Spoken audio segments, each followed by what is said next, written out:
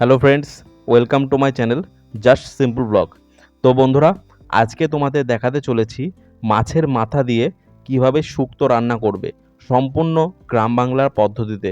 তো প্রথমে মাছের মাথাগুলোকে লবণ এবং হলুদ মাখিয়ে তেলে ভালো করে কড়া করে কিন্তু ভেজে নিতে হবে।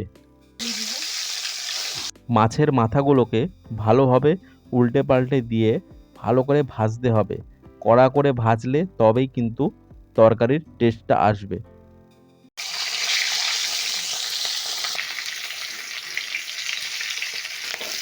মাছের মাথাগুলো ভাজা কমপ্লিট হয়ে গেলে সেটা অন্য একটি পাত্রে তুলে নিতে হবে।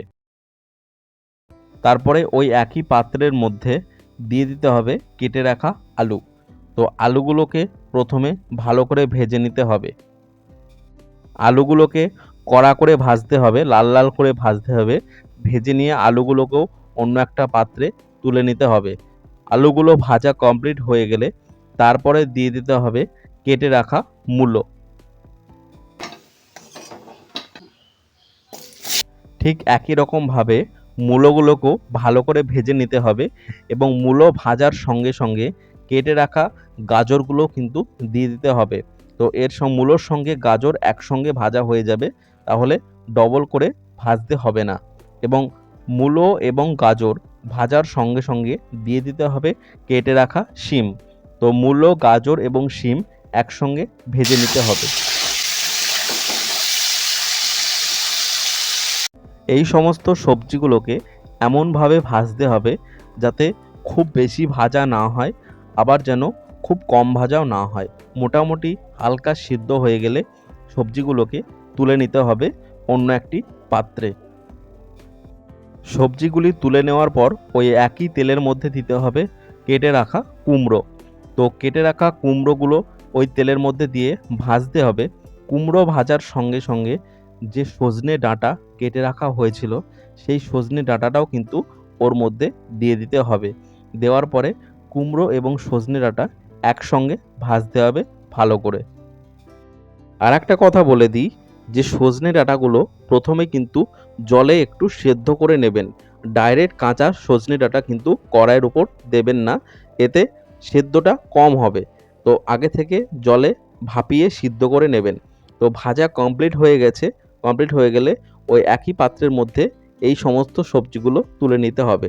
দিয়ে ওই একই তেলের মধ্যে কেটে রাখা বেগুনগুলো দিয়ে ভালো করে বেগুনগুলো ভেজে নিতে হবে।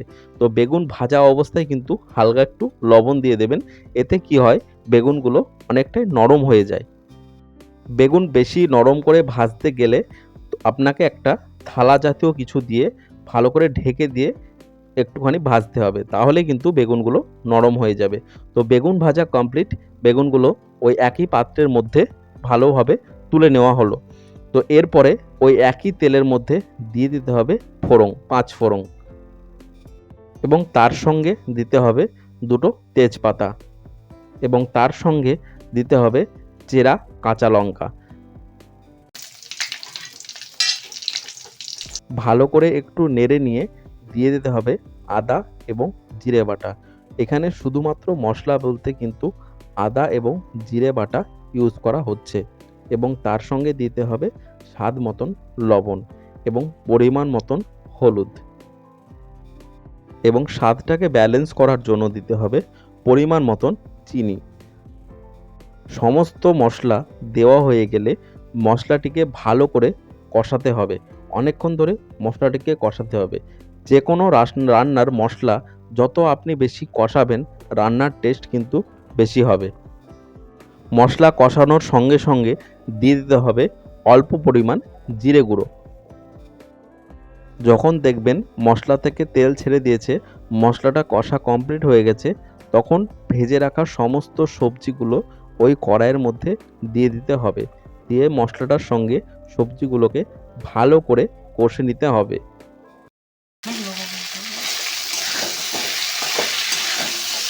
এই রান্নাটিতে সবচেয়ে খাটনির কাজ হলো সমস্ত সবজিগুলোকে ধাপে ধাপে ভাজা। এইটা হচ্ছে খাটনির কাজ। তারপরে সবজি ভাজা হয়ে গেলে কিন্তু আর খাটনির কাজ থাকছে না। মশলার সাথে ভালো করে সবজিটা কষানো হয়ে গেলেই কিন্তু তার পরপরই জল ঢেলে দিতে হবে। তো সবজিটাকে প্রথমে কিন্তু ভালো করে কষাতে হবে, যেরকমটা আপনাদের ভিডিওতে দেখানো হচ্ছে। ভিডিওটি প্রথম থেকে শেষ পর্যন্ত দেখবেন, তবেই কিন্তু বুঝতে পারবেন। তো জল ঢেলে দেওয়া হলো। এবার সবজিগুলোকে ভালো করে সেদ্ধ করতে হবে ওই পরিমাণ মতন জলের মধ্যে। কিন্তু বেশি জল দেবেন না, সবজিটা কিন্তু তাহলে মাখো মাখো হবে না। এমন পরিমাণ জল দেবেন, জল দিয়ে থালা দিয়ে কিন্তু ঢেকে দেবেন। এতে কি হবে, জল বেশি লাগবে না এবং সবজিগুলো কিন্তু সেদ্ধ হয়ে আসবে। তো দেখতে পাচ্ছেন যে সবজিগুলো কিন্তু সেদ্ধ হয়ে এসেছে। থালা দিয়ে ঢেকে দেওয়ার ফলে কিন্তু সবজি দারুণ সিদ্ধ হবে। এমনি জল দিয়ে যদি থালা দিয়ে না ঢাকেন, সেই ক্ষেত্রে কিন্তু সবজি সেদ্ধ হতে টাইম লাগবে। তো সবজি সেদ্ধ প্রায় কমপ্লিট। তো এইবার আপনাদের যেটা করতে হবে সেটি হলো, আগে থেকে যে মাছের মাথাটা ভেজে রাখা হয়েছিল, সেই মাছের মাথাটা একটুখানি গুঁড়ো করে দিয়ে সেই তরকারির মধ্যে কিন্তু মাছের মাথাটা সম্পূর্ণ দিয়ে দিতে হবে। ব্যাস, মাছের মাথাটা দিয়ে দিলে কিন্তু সবজি প্রায় কমপ্লিট।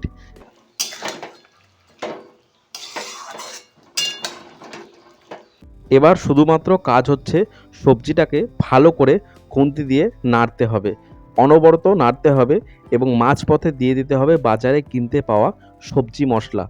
যে সবজি মশলা বাজারে কিনতে পাওয়া যায়, সেই মশলাটা অল্প একটুখানি দিয়ে দিতে হবে। মশলা দেওয়ার পরে সবজিটাকে ভালো করে নাড়িয়ে নিয়ে তারপরে দিয়ে দিতে হবে অল্প একটু ময়দা। ময়দা দিলে কি হয়, সবজিটা, তো ময়দা দিয়ে ভালো করে নেড়ে নিলেই কিন্তু সবজি প্রায় রেডি। ঠিক আছে? তো ভালো করে ময়দা দেওয়ার পরেও অনেকটা নাড়বেন। এতে কি হয়, সবজিটা অনেকটা মাখো মাখো হয়। দেখতেই পাচ্ছেন যে সবজিটা মাখো মাখো হয়ে গেছে। তো তাহলে আমাদের সবজি কমপ্লিট। এই ছিল মাছের মাথা দিয়ে, ডাঁটা দিয়ে, বিভিন্ন রকম সবজি দিয়ে শুক্তো রান্না। যদি ভিডিওটি ভালো লেগে থাকে, অবশ্যই চ্যানেলটিকে সাবস্ক্রাইব করবেন।